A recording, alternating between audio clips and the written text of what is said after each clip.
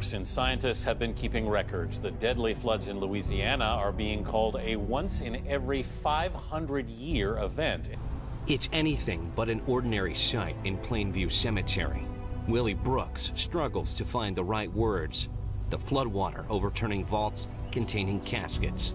I'm sorry. This is crazy. In some cases, only empty outlines of graves remain.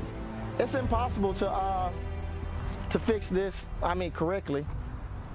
Willie says his grandmother's body is one of the missing. We have no idea of even knowing where to start to even try to. It's gonna just boil down. They're gonna just start closing them up and putting them wherever.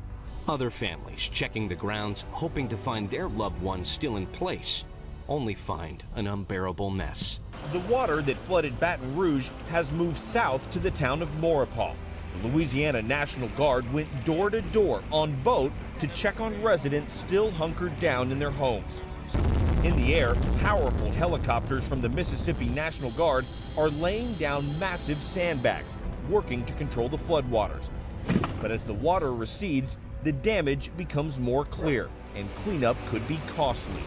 Nearly 90% of the homes in Denham Springs suffered flood damage. As the water flows downstream, towns like Sorrento are being submerged. The chief of police in Milwaukee says the city has calmed down since the shooting death of a black man last Saturday. Milwaukee erupted into violent protests Monday night, leading to heated confrontations and 6 arrests. This after a police officer fatally shot a black man during a traffic stop. Authorities say police body cameras showed the man was armed and refused to drop his weapon. The investigation is ongoing, but for now, the city is quieting down. 11 people have been killed and 19 wounded by a Saudi-led coalition airstrike that hit a hospital in Yemen's northern Hajj province. The coalition says it has launched a probe into the attack amid mounting international condemnation of its airstrikes. The airstrike was the latest in a series of coalition raids that have hit civilian facilities, including a school on Saturday where 10 children were killed. The coalition launched its bombing campaign in March last year after Shiite Houthi rebels seized large parts of Yemen, including the capital Sana'a. It hit hard, it hit fast, it hit with an intensity we hadn't seen before. Those are the words of Fire Chief Mark Hartwig describing the wildfire in San Bernardino County, California, that has forced a mass evacuation. The runaway fire exploded overnight, torching more than 30,000 acres and an untold number of homes. Nearly 83,000 people have been evacuated. 34,000 homes are in the path of the fire. Massive flames tearing through miles of dry brush. Unstoppable. This is the nightmare wildfire Chief Mike Wachowski has always feared. In my 40 years of fighting fire, I've never seen fire behavior so extreme. Unprecedented, they say. The result of 5 years of drought. Powerful winds are driving the fire directly into desert communities, consuming local landmarks and home. That building totally gone. After home after home. Despite an all-out air and ground assault, the fire continues to grow. This plane dropped its entire load, 12,000 gallons of retardant. It barely made a dent. In less than 24 hours, the Blue Cut fire mushroomed to 46 square miles, the size of the city of San Francisco, so wide an area that firefighters could not reach homes in time. Ronnie Moore watched helplessly as his house was destroyed. And for a second day, the main road between Southern California and Las Vegas remained impassable. Russian Su-34 bombers based at the Hamadan Air Base in Iran have carried out a second day of airstrikes on Islamic State targets in Syria. Russia's defense ministry said that more than 150 militants have been killed and 2 command posts have been destroyed in the strikes. Moscow announced on Tuesday that Russian bombers had started using their airbase in Iran. Pyongyang says it is reprocessing spent fuel rods and has no plans to stop nuclear tests as long as perceived U.S. threats remain. The DPRK's Atomic Energy Institute said it is producing highly enriched uranium necessary for nuclear arms and power as scheduled. The statement tallies with claims made in June by the UN nuclear watchdog, the International Atomic Energy Agency, that the DPRK appeared to have reopened the Yongbyon nuclear plant. Medical charity Doctors Without Borders has decided to evacuate its staff from 6 hospitals in Yemen after Saudi Arabia bombarded a medical center in the northwest of the country a few days ago. The MSF says it believes the hospitals in the provinces of Sa'ada and Hajjah are unsafe for both patients and staff. It also says that the organization has lost its confidence in the ability of Saudi Arabia and its allies to prevent civilian casualties. The MSF has added that the decision to withdraw is never taken lightly. On Monday, Saudi fighter jets pounded a hospital in Hajjah province, killing nearly 20 people, including 1 MSF staffer. The hospital bombing drew international condemnations. Nearly 9,600 Yemeni people, mostly civilians, have lost their lives since Riyadh started the deadly war on its neighbor in March 2015. At least 3 police officers were killed and about 100 people wounded by a car bomb at a police station in the eastern Turkish city of Elazig on Thursday. It came just hours after a similar bombing killed 3 people in the city of Van. No group immediately claimed responsibility, but the defense minister accused the PKK of being behind the attack. The Kurdish militant group has carried out dozens of attacks on police and military posts in the southeast of Turkey since 2015. Syrian government warplanes have bombed Kurdish positions in the divided northeastern city of Hasakeh. At least 13 people, including children and women, were killed. Thursday's was the first of such strikes against the Kurdish-held area of Syria in the country's 5-year-old civil war. It follows heavy clashes on Wednesday between Kurdish fighters who control 2/3 of the city and pro-government militia who control the rest. The two sides share a common enemy, and that's the self-proclaimed Islamic State.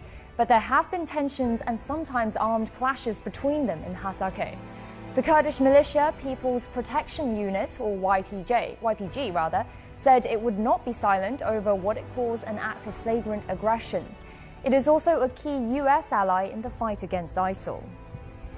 Fighting has intensified in the northeast of Syria between government forces and Kurdish militia.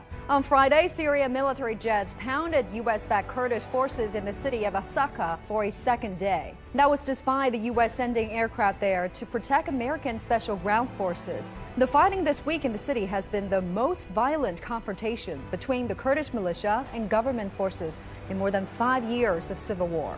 Also on Friday, Russian warships in the Mediterranean Sea fired cruise missiles at targets near Aleppo, a further sign of Moscow's broadening military efforts in Syria. 2 days ago, U.S. Air Force Secretary Deborah Lee James told Sputnik regarding the 50 to 70 B-61 tactical gravity nuclear bombs stored at Incirlik Air Base in Turkey, "We do have nuclear weapons, and those nuclear weapons are safe and secure, and we are confident in that." Now, Debka is reporting the United States has begun secretly evacuating the tactical nuclear weapons it had stockpiled at the southern Turkish airbase of Incirlik and is transporting them to U.S. bases in Romania. Is this a reaction to the failed coup, or is there a larger strategy at play here? As this reaction finally comes after the worst foreign policy administration in U.S. history remained quiet as power was cut to the Incirlik airbase and was put on lockdown while hordes of Turkish protesters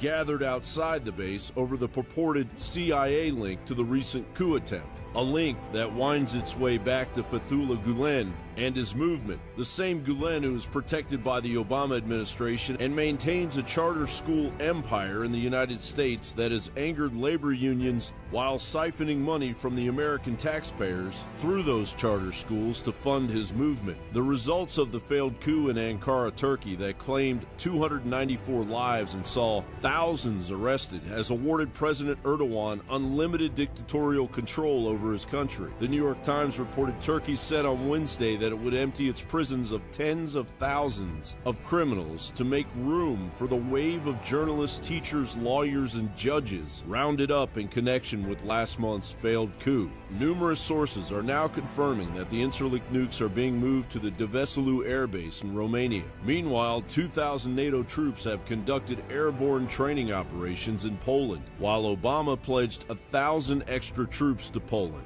Russian President Vladimir Putin is urging Erdogan to pick a side as the proxy situation in Ukraine, funded by the United States. We've invested over $5 billion to assist Ukraine in these and other goals that will ensure a secure and prosperous and democratic Ukraine. Is it possible that the majority of the civilian casualties that you're talking about were actually civilian casualties that were the victims of the Ukrainian army and the oligarch that financed 1/3 of their army at one point? Is that possible? If I could say two things. First, I think it's highly unlikely on the basis of the reports that we've received from the United Nations and from the OSCE. Second, I want to underscore again why this conflict started. It started because Russia moved troops and weapons and so forth into Eastern Just so you know, Madam Secretary, the Russians would suggest it started when there was a violent overthrow of an elected government. Right. I don't make it a point of listening to President Putin's claims as a general rule. I don't find them credible. Well, I think that if you are our representative, you should pay attention to everybody's claims, and you should refute them if they can be refuted rather than dismissing them. And quarterbacked by George Soros, an escalation now forcing Putin's hand as 40,000 Russian troops are now sitting on the Ukraine's eastern border. Our media and government should be working to de-escalate this nuclear powder keg with rational reporting and diplomacy. However, Obama golfed